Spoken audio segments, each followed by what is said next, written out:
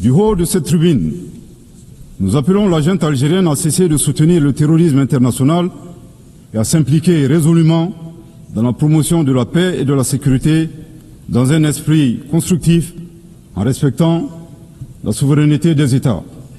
Je répète, du haut de cette tribune, nous appelons la junte algérienne à cesser de soutenir le terrorisme international et à s'impliquer résolument dans la promotion de la paix et de la sécurité dans un esprit constructif en respectant la souveraineté des États.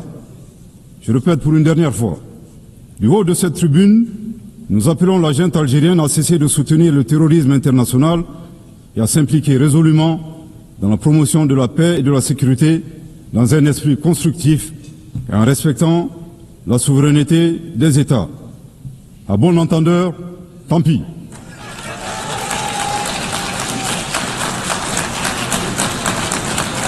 Madame la Présidente, Mesdames et Messieurs, l'occasion est ici propice pour exposer l'avis d'un citoyen, le point levé à l'aube de notre souveraineté retrouvée, partagée par le peuple de la Confédération AES.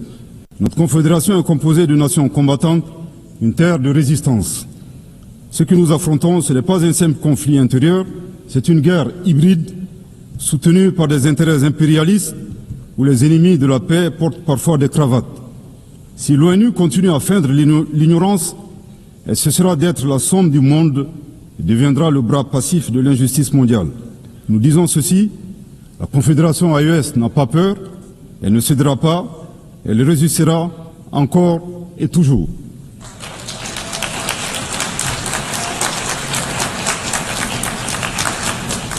Toutefois, la Confédération AES donne aux Nations Unies une opportunité historique, celle de se placer du côté de la vérité, celle de reconnaître que le peuple de l'AES est agressé, celle de soutenir une confédération qui combat à la fois pour elle-même et pour l'Afrique, pour la stabilité du continent et indirectement pour celle du monde entier.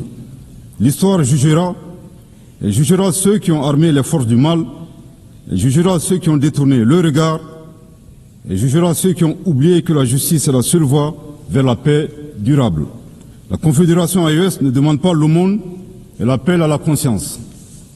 Pour conclure, je voudrais réaffirmer ici l'attachement de la Confédération des États du Sahel aux valeurs, aux buts et aux principes de la Charte des Nations Unies.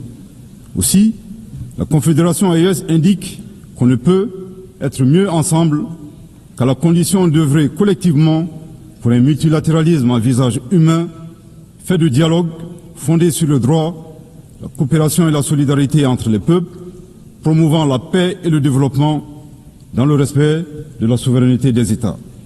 Cependant, nous ne pouvons et nous ne devons continuer à faire la même chose durant des années à venir pour espérer des résultats différents. Il y a un besoin urgent de réforme à opérer dans notre cadre multilatéral existant, incarné par notre organisation commune. La célébration des 80 ans de l'ONU nous offre cette opportunité historique pour adapter l'organisation aux réalités du moment, capable de répondre efficacement aux défis présents et futurs. La Confédération AES reste disposée à jouer sa partition, toute sa partition, dans la quête de réponses collectives visant à préserver les générations futures du fléau de la guerre, à assurer un développement harmonieux pour tous et à promouvoir et protéger les droits humains.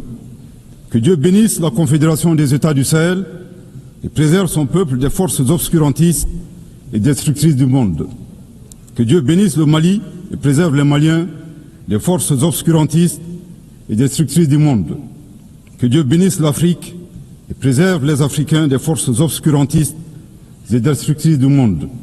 Que Dieu bénisse le monde et préserve l'humanité entière des forces obscurantistes et destructrices du monde. Je vous remercie de votre très aimable attention.